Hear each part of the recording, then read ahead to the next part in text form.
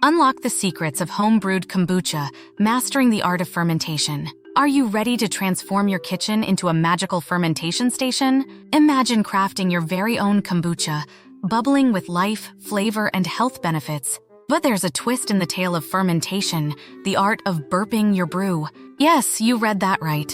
If you're venturing into the effervescent world of home-brewed kombucha, understanding the delicate dance of pressure and patience is key. And for those wielding the power of an airtight seal with a burp function, you're in for a fizzy ride. The fizz that feeds your soul.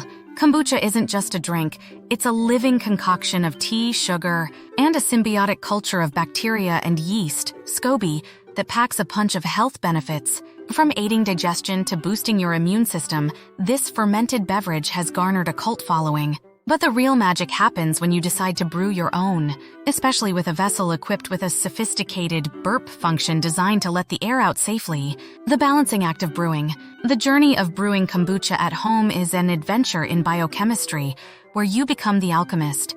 It starts with the first fermentation stage, where the SCOBY converts sugar into alcohol, organic acids, and that signature carbonation.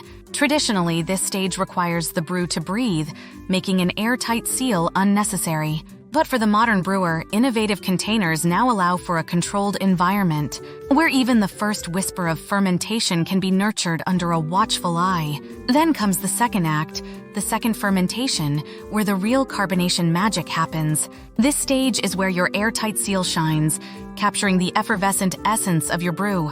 But with great carbonation comes great responsibility, the need to burp your kombucha. To burp or not to burp, burping your kombucha is crucial to prevent the buildup of excessive pressure. That could turn your brewing experiment into a fizzy fiasco. The frequency of this ritual depends on several factors: the warmth of your brewing haven, the sugar serenading the yeast, and the time allowed for the dance of fermentation to unfold. Warmth whispers more. In the cozy corners of a warm kitchen, fermentation hastens, urging you to burp your kombucha once, if not twice a day. Sugar's sweet song. More sugar fuels the fermentation frenzy, creating more carbon dioxide and necessitating diligent burping. The tempo of time. As days pass and your kombucha matures, its need for burping may wane, but your vigilance should not. A taste of patience. After 7 days of tender care, your kombucha will beckon for a taste test. This is your moment of truth, where flavor meets fizz in a symphony of satisfaction.